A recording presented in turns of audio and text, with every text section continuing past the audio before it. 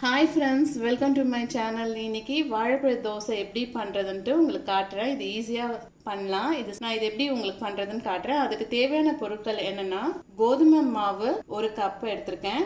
அப்புறம் தேங்காய் திருவுனது அது 1 கப் எடுத்துர்க்கேன். அப்புறம் வெல்லம் 1 கப் எடுத்துர்க்கேன். அப்புறம் பேக்கிங் பவுடர் அது 1/2 ஸ்பூன் வேணும். முந்திரி நான் பொடி பொடியா இது பண்ணி வச்சிருக்கேன். முந்திரி 1 ஸ்பூன். 4 வாழைப்பழம் எடுத்துர்க்கேன் இந்த ரெசிபிக்கு. இதெல்லாம் மிக்ஸ் பண்ணுறதுக்கு கொஞ்சோண்டு பாலும் 1 கப் எடுத்துருக்கேன். வாங்க எப்படி பண்ணுறதுன்னு காட்டுறேன். வாழைப்பழத்தை நம்ம நல்லா குட்டி குட்டியாக கட் பண்ணி எடுத்தாச்சு.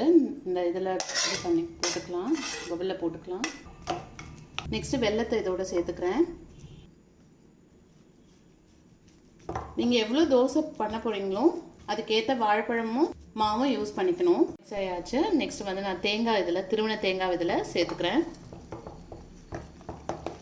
உடைச்ச முந்திரியும் இதில் சேர்த்துக்கிறேன்.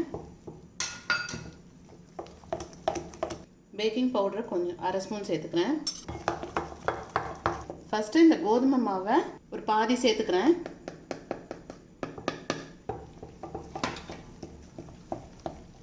கொஞ்சம் கொஞ்சமாக இதை போட்டு மிக்ஸ் பண்ணிக்கிட்டே இருக்கணும்.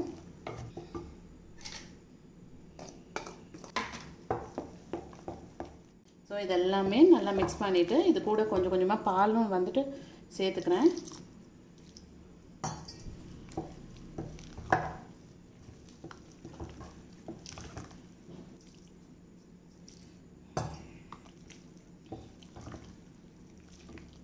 ஸோ இந்த பதத்தில் நம்ம கரைச்சி வச்சிடணும். இப்போது ஒரு சிட்டிகை உப்பு மிக்ஸ் பண்ணிடலாம். ஸோ எல்லாமே போட்டு மிக்ஸ் பண்ணியாச்சு. நான் இது எப்படி பண்ணுறதுன்னு காட்டுறேன்.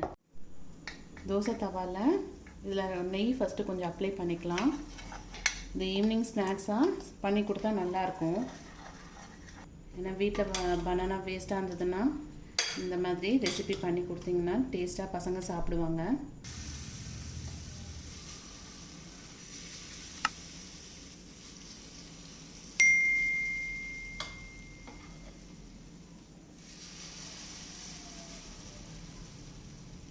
இது பண்ணிவிட்டு சாப்பிட்டு பாருங்கள், அவ்வளோ டேஸ்ட்டாக நல்லா இருக்குது.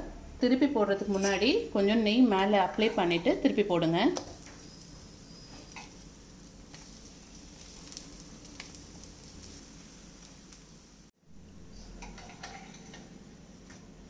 நல்லாவே முடிஞ்சிடுச்சு. இதை பிளேட்டில் எடுத்துடுறேன்.